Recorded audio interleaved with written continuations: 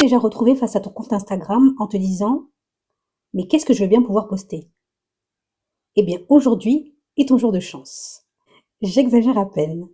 Si tu es couturière et que tu te demandes toujours quoi poster sur Insta pour promouvoir tes créations et ton activité, alors cette vidéo est faite pour toi.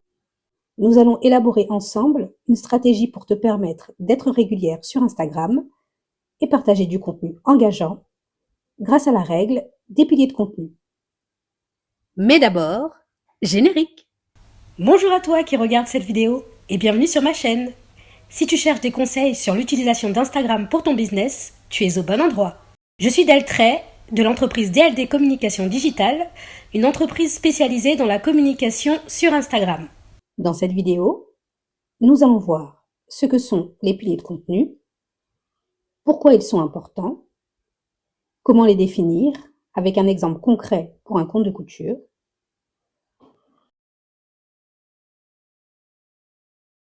Alors c'est quoi les piliers de contenu?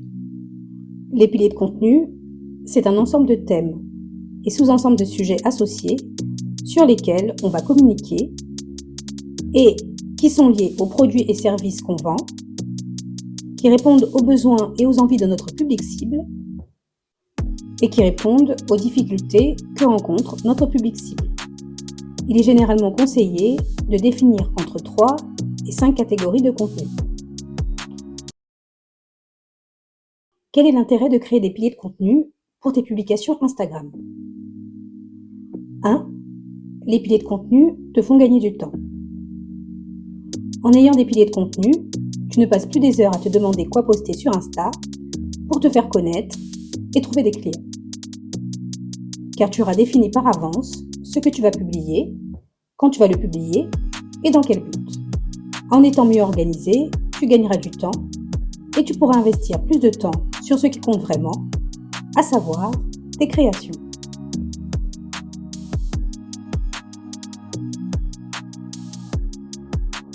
Deux, en utilisant les piliers de contenu, ton contenu sera plus ciblé. Plus ciblé sur les besoins de ton audience. Cela nécessite bien sûr de connaître ses besoins. Plus ciblé aussi par rapport à tes objectifs.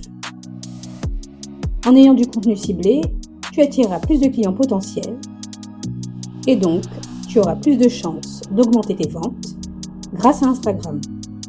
3. Les piliers de contenu te permettent de garder une cohérence. Organiser son contenu par type te permet de rester cohérent aux yeux de ton public, ce qui aura tendance à le rassurer.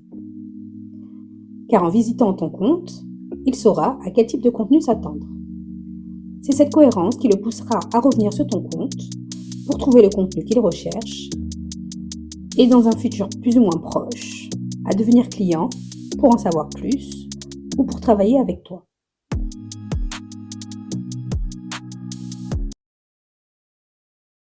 Alors, comment définir tes piliers de contenu?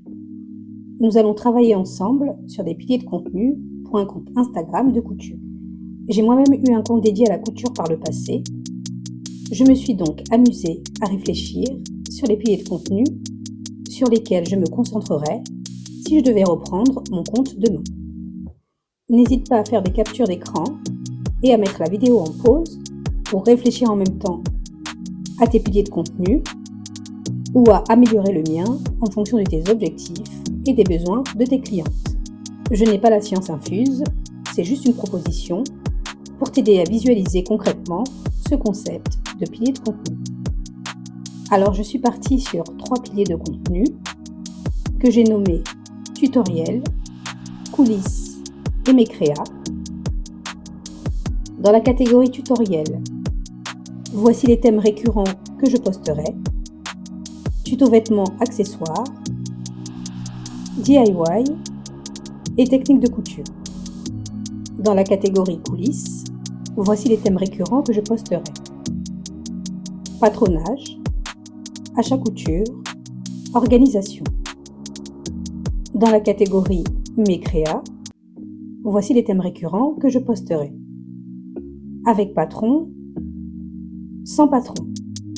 Pour chaque thématique, je publierai du contenu qui répond à ce que j'ai préalablement défini pour être cohérente dans ce que je publie, ne pas m'éparpiller et trouver plus facilement des idées de contenu à publier. Ces piliers de contenu que j'ai définis vont concerner tout type de publication, stories, réels et carousel.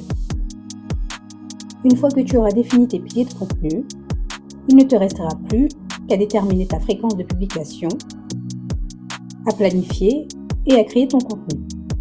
Une petite astuce qui t'aidera à rester cohérente, organisée et focus est d'associer un jour à un pilier de contenu.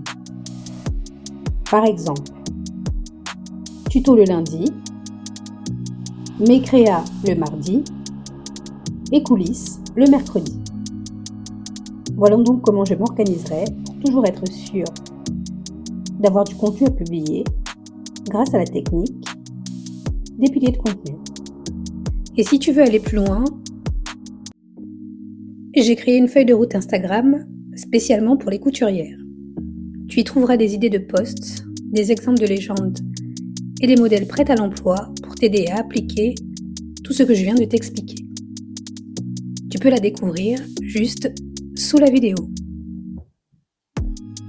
Voilà, j'espère que cette vidéo te sera utile. N'hésite pas à me laisser un commentaire si tu as suivi le tuto, ça fait toujours plaisir, et à t'abonner à ma chaîne si tu souhaites plus de tutos de ce type. À bientôt!